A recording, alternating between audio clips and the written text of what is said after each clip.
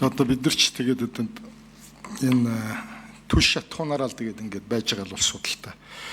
Тэгээд одоо энэ гишүүдийн хэлж байгаатай санал нэг байгаа гэдэг. Өөрийн дотоодын үйлдвэр маань одоо ойрын нэг эдэн жилдээ нэг ашиглалтанд орчих юм бэл. Тэгээд тэрний бүтээгдэхүүний нийлүүлэлтийг тодорхой яг оруулчаач л гэдэг гишүүд хэлээд байна л т. Тэгэхгүй бол бид нар ингээд бүрэн хараат болоод өөрийнхөө юм ширгэлж чадахгүй байдлаар орчих үедээ гэдэг саналыг хэлээд байгаа. Бити өөрөөр хэлээрөө тугансаа да. Тэгээд нэг 2022 онд штэ нэг ийм бас л яг энэ онгоцны түвштэй холбоотой асуудал орж ирсэн байхгүй юу? Merigwan гэдэг нэг хувийн компани хийдэг байсныг тикет үнэтэй болгож байна гэдэг. Тэр нь ч бас үнэн байсан. Ингээд төрийн өмчин Ирчис гэдэг компани хийя. Ингэх юм бол одоо болох гээд байна үзүүлээд өгнө л гэсэн. Яг болсон баг. Тэгээ одоо 100% төрийн өмчийн компаниар нийлүүлдэг болонгуудаа араас нь ингээд одоо 20 жилийн гэрээгээр ингээд төгжиж авах юм ороод ирлээ л дээ. Тэгээ тэр үед бид нар нэг ярьжсэн юм бол юу ярьжсэн бэ гэхээр өмнө төршөөс бензин тос одоо энэ юмнуудаа импортлох бэлтгэл ажлаа хангаарай. Нэг газраас хамааралтай байдлаа бууруулаарай. Хөрөнгө оруулалтаа хийгээрэй. Тэр үед бол хүлээж авах замч байхгүй, сав суулганч байхгүй, дамжуулан ачих төвөнч байгаагүй. Хийгээд өгнө л гээд одоо явсан л та. Хууль тэгж өөрчлөгдсөн тэр үед 22 онд. Тэгээ энэ ажил ер нь ямар явж байгаа юм бэ? За 20 жилийн гэрээ вэ нүү, 10 жил вэ нүү, 5 жил вэ нүү, ямар ч байсан одоо бол бид нэр одоо хойд төршөөс авахаас өөр гарцгүй. Тэгэхдээ урд төршөөс авахд үүд хаалгаа бид нар нээхэд бэлэн байгаа юу? Та нар ингээд нэг гэрээ хийгээд аргалаад өөрийнхөө цаг үеийг өнгөрөөгөө дуусгачих үү дээ. Нэгдүгээр асуудал. Энэ бэлтгэл ажил хийдэг байгаа. Хоёрдугаарт ийм гэрээ одоо олон нийтийн өргөн хэрэглээнд дэдэг 92 дизель түлшүүд рүү ороод ирэхгүй биз дээ. Одоо энэ гэрээн дээр энэ юм руу орж ирэхгүй шүү гэдэг ямиг нь хийж болохгүй юу? Дизель түлшний хэрэглээ одоо иргэдийн хэрэглээний бензин тосонд одоо ийм хатуу гэрээ тулахгүй гэдэг квотыг нь одоо юу гэдэг хязгаарлалтыг нь энэ гэрээнд та нар тусгаж өгч болох уу? Ийм боломж байна уу? Тэгэхгүй бол энэ ч одоо тэгээд жижиглэн худалдаа руу өөрсдөө орж ирээд дизель рүү өөрсдөө орж ирээд ингээ явуучвал бид нар өч штэ. Тэгээд хамгийн чухал нь одоо хоёр нэмэлт их үүсвэр байна штэ. Дотоодын их үүсвэр, за урд төршөө судалдаж авах их үүсвэр гэдэг. Энийг бас нэг балансжуулах талаас нь та нар бодож байгаа хийж байгаа юм юу вэ? Тоонсэд эн чи одоо нөгөө нэг ерөнхийлөгчийн ажил зурагдах гэдэг байгаа юм. Цаг хугацааны хувьд та нар шахтаад ингээд энэ. Ер нь жоохон тодорхой хариулмаар байгаа шүү. Засч чадахгүй болчих гээд байна шүү дээ. Одоо ингээд хэрвээ наадах чинь зурагчвал бид нар бүтээгдэхүүнээ өөрөө авч хэрэглэж чадахгүй болчих гээд байна гэдэг гишүүдийн боломжууд байгаад л та тодорхой хариулмаар байгаа юм л.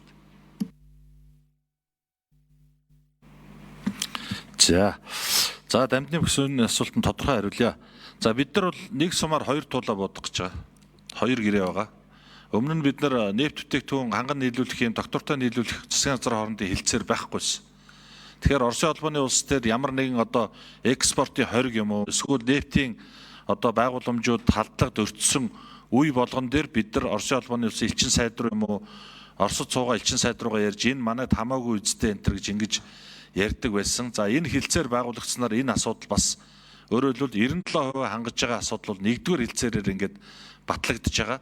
За тэгээ Оросын талаас бол энэ хоёр хилцээрийг бол пакетно буюу хамтаар нь явуулъя гэдэг ийм одоо саналаа хилцэн явж байгаа. Тэгэхээр энэ асуудал бол дам одоо ашигна гэдэг юм уу одоо давхар ийм одоо зорилготой байгаа гэдгийг бас энэ ташимд хэлье. За өмнө нь бол Merigwan гэдэг компани энийг хийжсэн. За тэгээд энэ дээр бас шүүмжлэлүүд гараад энэ Эрч соёл компани руу шилжсэн. Энэ дээр үнийн зөрүүтэй асуудлууд бол яригдчихсэн. За өнөөдөр ч гэсэн энэ одоо онгоцны түлшний нэг 10 гаруй хувийг хувийн хвшлийнхэн хийж байгаа. 10 гаруй мянган тонныг одоо оруулж ирж борлуулж байгаа. Үнийн хувьд бол тонн тутамдаа 800 мянгаас 1 сая төгрөгийн одоо илүү үнэтэйгээр одоо ингээд бас борлуулад явж байгаа гэдгийг хэлье. За энэ манай дээр засгийн газар дээр батлагдсан нэг бодлого энэ үндэсний аюулгүй байдалтай холбоотой өөрөөр хэлбэл нефт бүтээгдэхүүний энэ агуулгах савтай холбоотой энэ бас тодорхой хэмжээний үүрэг чиглэлийг манай яамд өгөөд явж байгаа. Тэгэхээр энэ агуулгыг байгуулах дээрэс нь олон их үүсвэрээс энэ одоо нефт бүтээгдэхүүн авах гэдэг энэ бодлого бол явж байгаа. Энэ хүрээнд бид нар Эрч соёл компани дээрээ бас энэ урд төршөөс орж ирэхдээ манай утгалд байгаа ганцхан томоохон агуулгын хувь замын үеийн шилжүүлэлт аж ахуй байгууламжийг шилжүүлж аваад явж байгаа. Тэгэхээр энэ дээр бол бид нар урд төршөөс ганцхан одоо онгоцных биш бус хөвшөө оруулж ирээд энэ дээр менеж хийгээд буулгаж аваад дотоод руугаа ялангуяа говийн бүс дээр манай уул уурхайн дизель түвшний хэрэглээний 70% явж байгаа үед урдаасаа оруулж ирээд тэндээ хэрэгжүүлэхэ гэдэг энэ бодлого нэлээд одоо эрчимтэй яригдаад ажлын хэсэг байгууллагад ажиллаж байгаа гэдгийг бас танд хэлье. За энэ бол энэ бусад энэ өөрөө хилцээрийн нэр нь агаарын хөлгийн түвш. Тийм учраас бусад түвшинд бол энэ одоо хилцээрийнхаа нэрнээс ихсүүлээд энэ асуудал руу бол орохгүй гэдэг баталгааг хэлье. За дээрэс нь энэ жижиглэн дээр бол манай дээр хуулийн дээр нэг компани дотоодын хангалтны 30-аас дээш хувийг хангаж байгаа тохиолдолд жижиглэнгийн худалдаа руу орохгүй гэдэг ийм тодорхой заалт бол байгаа. Тэгэхээр энэ дээр бол ямар нэгэн байдлаар одоо нэг том компани оруулж ирээд жижиглэн худалдааг аваад өмнө нь нөгөө яригдчихсан 100 станц гэдэг шиг асуудал бол дахиж гарахгүй гэдгийг бас энэ дээр хэлье.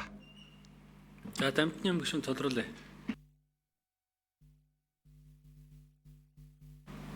За манай хуулийн дээр ч яг байгаа л да. Тэгээд яг гэрээ хилцээрээр баталгаажуулаад авчвал уг намар угаад байгаа юм.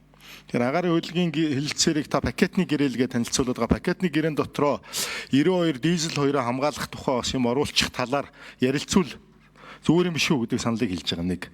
За 20 дугаарт бас энэ дэлхийд дахин чинь ингээд бас геополитикийн бужигнсан бие биенийгээ тарифаарч тэгээ бас хоригоорч ингээд хангалсан нөхцөл байдалтай байгаа байхгүй юу. Тэгэхээр хойд төршөөс маань орж ирж байгаа энэ агаарын хөлгийн одоо шатхуунаар 3 дахь чөрсийн онгоцнуудыг үгүй ядчил одоо нөгөө манай инхийг сахиулагчдыг тээвэрлэх онгоцыг цэнгэлэх мэнгэлэхтэр хориг саад гэх юм байхгүй үсттэй. Тэ? Тэг чи бас юм болгоноос болгоомжтой хэдүүлээ тал талаас нь бодож хандахгүй бол бас хязгаарлалт ороод ирвэл бусад компаниудад одоо бусад улсын агаарын тээвэрлэгчдийг цэнгэлэхэд хориглох мориглох юм гарахгүй үсттэй гэдгийг тодруулаад өгч. За тодруулъя. 5 номер Туан сайд. За нэмж хариулъя. За энэ хоёр ялгаатай хоёр хэлцээр байгаа. За бусад одоо нефт тунгалаг нефт бүтээгдэхүүний нийлүүлэлт бол ингээд эхний хэлцээрээр ингээд батлагжаад. Тэгэхээр одоо Оросын холбооны улсад одоо ямар ч нөхцөл байдал үүссэн Монголын асуудал энд хамаарахгүй гэж ойлгож болно. За манай зүгээс бол энэ дээр энэ Оросын талаас бас энийг байгуулж байгаагийн бас нэг асуудал дотор нь энэ нөгөө одоо дэлхий дээр геополитикийн асуудал дайн байлдаантай холбоотой асуудал байгаа. Тэгэхээр энэ дээр бид нар угаасаа манай импортлогч компаниуд баталгаа гаргаад явж байгаа.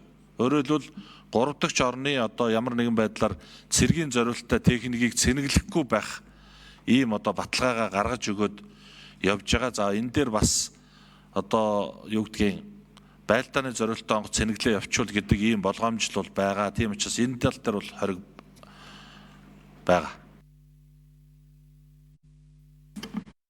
Г Ганбаатар гэж асуултаас.